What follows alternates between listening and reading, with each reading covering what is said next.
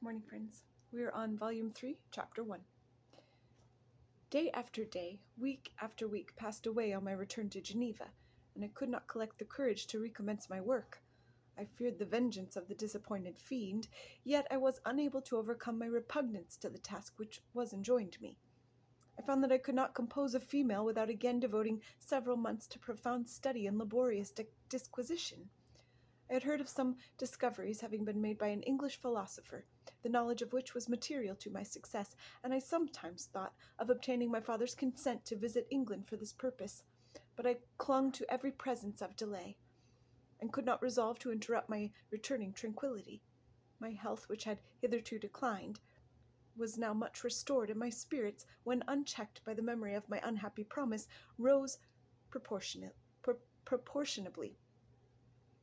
My father saw this change with pleasure, and he turned his thoughts toward the best method of eradicating the remains of my melancholy, which every now and then would return by fits, and with a devouring blackness overcast the approaching sunshine. At these moments I took refuge in the most perfect solitude. I passed whole days on the lake alone in a little boat, watching the clouds and listening to the rippling of the waves, silent and listless.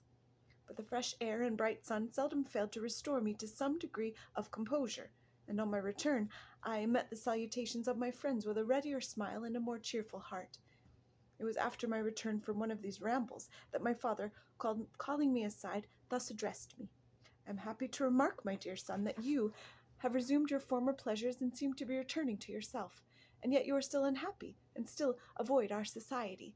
For some time I was lost in conjecture as to the cause of this, but yesterday an idea struck me, and if it is well founded, I conjure you to avow it.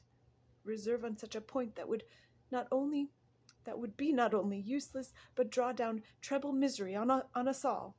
I trembled violently at this exordium, and my father continued, "I confess, my son, that I have always looked forward to your marriage with your cousin, as the tie of your domestic comfort, and the stay of my declining years.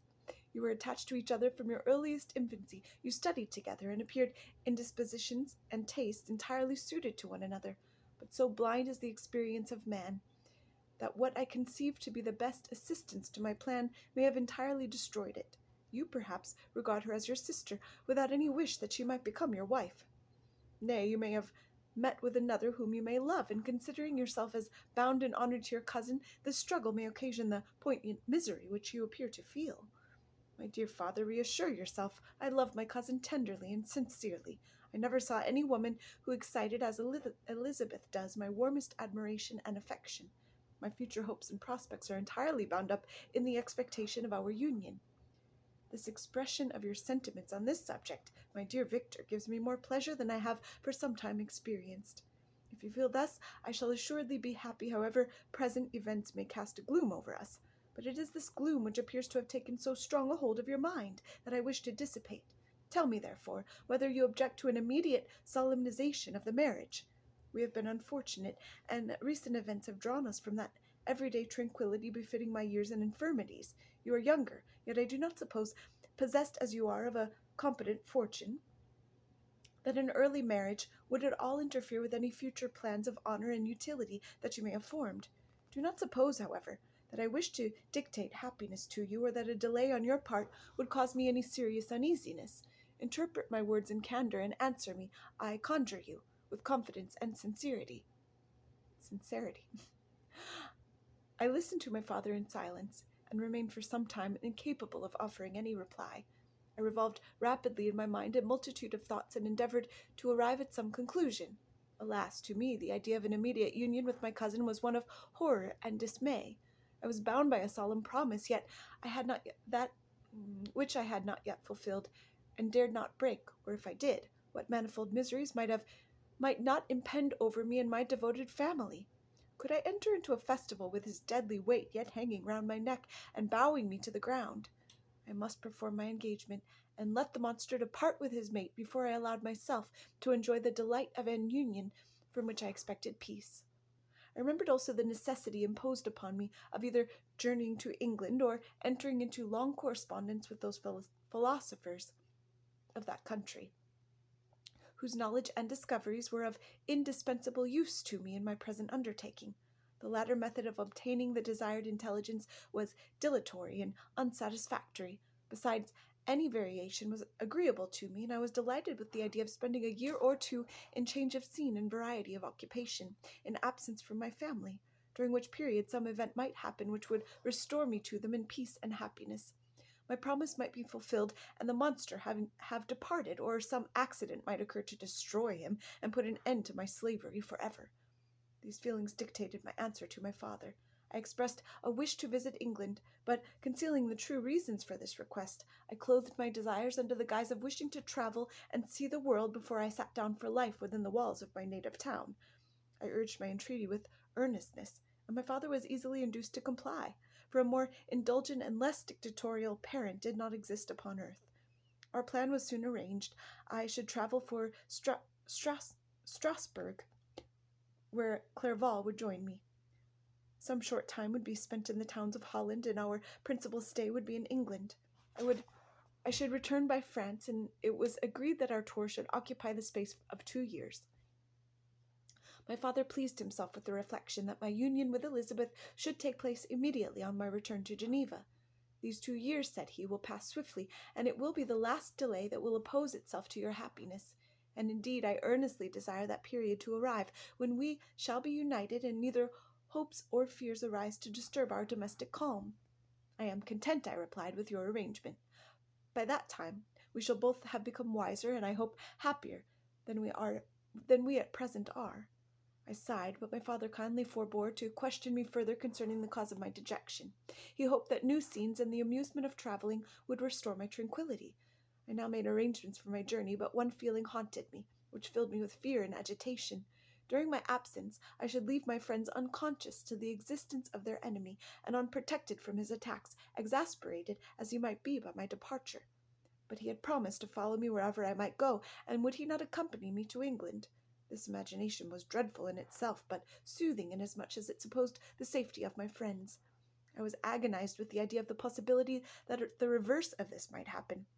But through the whole period during which I was the slave of my creature, I allowed myself to be governed by the impulses of the moment, and my present sensations strongly intimated that the fiend would follow me and exempt my family from the danger of his machinations. It was in the latter end of August that I departed to pass 2 years of exile. Elizabeth approved of the reasons of my departure, and only regretted that she had not the same opportunities of enlarging her experience and cultivating her understanding. She wept, however, as she bade me farewell, and entreated me to return happy and tranquil. We all, said she, depend upon you, and if you are miserable, what must be our feelings? I threw myself into the carriage that was to convey me away, hardly knowing whither I was going, and careless of what was passing around. I remembered only, and it was with bitter anguish that I reflected on it, to order that my chemical instruments should be packed to go with me, for I resolved to fulfill my promise while abroad, and return, if possible, a free man. Filled with dreary imaginations, I passed through many beautiful and majestic scenes, and my eyes were fixed and unobserving. I could only think of the bourne of my travels, and the work which was to occupy me whilst they endured. After some days spent in listless indolence, during which I traversed many leagues, I arrived at Strasbourg, where I waited 2 days for Clerval. He came. Alas, how great was the contrast between us! He was alive to every new scene, joyful when he saw the beauties of the setting sun, and more happy when he beheld it rise and recommence a new day. He pointed out to me the shifting colors of the landscape and the appearances of the sky. This is what it is to live, he cried. Now I enjoy existence. But you, dear Frankenstein, wherefore are you desponding and sorrowful? In truth, I was occupied by gloomy thoughts, and neither saw the descent of the evening star nor the golden sun rise reflected on the Rhine. And you, my friend, would be far more amused with the journal of Clerval, who observed the scenery with an eye of feeling and delight, than to listen to my reflections. I, a miserable wretch, haunted by a curse that shut up every avenue to enjoyment. I had agreed to descend the Rhine in a boat from Strasbourg to Rotterdam, whence we might take shipping for London. During this voyage we passed by many willowy islands and saw several beautiful towns. We stayed a day at Mannheim, and on the 5th from our departure from Strasbourg arrived at Mayence. The course of the Rhine below Mayence becomes much more picturesque. The river descends rapidly and winds between hills, not high but steep and of beautiful forms. We saw many ruined castles standing on the edges of precipices, surrounded by black woods, high and inaccessible. This part of the Rhine indeed presents a singularly variegated landscape. In one spot you view rugged hills, ruined castles overlooking tremendous precipices, with the dark Rhine rushing beneath, and on the sudden turn of the promontory, flourishing vineyards, with green sloping banks and a meandering river, and populous towns occupy the scene. We traveled at the time of the vintage and heard the song of the laborers as we glided down the stream. Even I, depressed in mind and my spirits continually agitated by gloomy feelings, even I was pleased. I lay at the bottom of the boat, and as I gazed on the cloudless blue sky, I seemed to drink in a tranquillity to which I had long been a stranger. And if these were my sensations, who can describe those of Henry? He felt as if he had been transported to fairyland and enjoyed a happiness seldom tasted by man. I have seen, he said, the most beautiful scenes of my own country. I have visited the lakes of Lucerne and Uri, where the snowy mountains descend almost perpendicularly to the water, casting black and impenetrable shades which would cause a gloomy and mournful appearance were it not for the most verdant islands that relieve the eye by their gay appearance.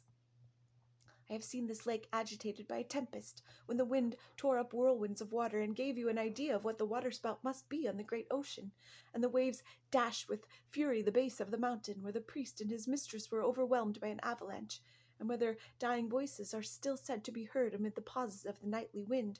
I have seen the mountains of La Falaise and the Pays de Vaud but this country, Victor, pleases me more than all those wonders. The mountains of Switzerland are more majestic and strange, but there is a charm in the banks of this divine river that I never before saw equaled. Look at that castle which overhangs yon precipice, and that also on the island, almost concealed amongst the foliage of those lovely trees, and now that group of laborers coming from among their vines, and that village half hid in the recess of the mountain. Oh, surely the spirit that inhabits and guards this place has a soul more in harmony with man than those who pile the glacier or retire to the inaccessible peaks of the mountains of our own country. Clerval, beloved friend, even now it delights me to record your words, and to dwell in the praise of which you are so eminently deserving.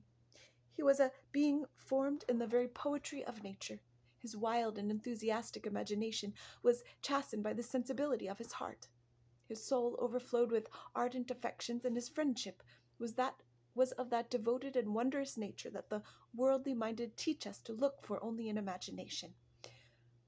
But even human sympathies were not sufficient to satisfy his eager mind.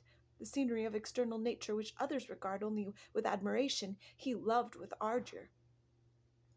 The sounding cataract haunted him like a passion. The tall rock, the mountain, and the deep and gloomy wood, their colors and their forms, were then to him an appetite, a feeling, and a love that had no need of a remoter charm, by thought supplied, or any interest unborrowed from the eye. And where does he now exist? Is this gentle and lovely being lost forever? Has this mind so replete with ideas, imaginations fanciful and magnificent, which formed a world whose existence depended on the life of its creator, has this mind perished? Does it now only exist in my memory? No, it is not thus. Your form, so divinely wrought and beaming with beauty, has decayed, but your spirit still visits and consoles your unhappy friend. Pardon this gush of sorrow. These ineffectual words are but a slight tribute to the unexampled worth of Henry, but they soothe my heart, overflowing with the anguish which his remembrance creates. I will proceed with my tale. Beyond Cologne, we descended to the plains of Holland, and we resolved to post the remainder of our way, for the wind was contrary, and the stream of the river was too gentle to aid us. Our journey was here lost the interest arising from beautiful scenery. But we arrived in a few days at Rotterdam, whence we proceeded by sea to England. It was on a clear morning in the latter days of December that I first saw the white cliffs of Britain. The banks of the Thames presented a new scene. They were flat but fertile, and almost every town was marked by the remembrance of some story. We saw Tilbury Fort, and remembered the Spanish Armada, Gravesend, Woolwich, and Greenwich, places which I had heard of even in my country. At length we saw the numerous steeples of London, St. Paul's towering above all, and the tower famed in English history. Have a good day, friends.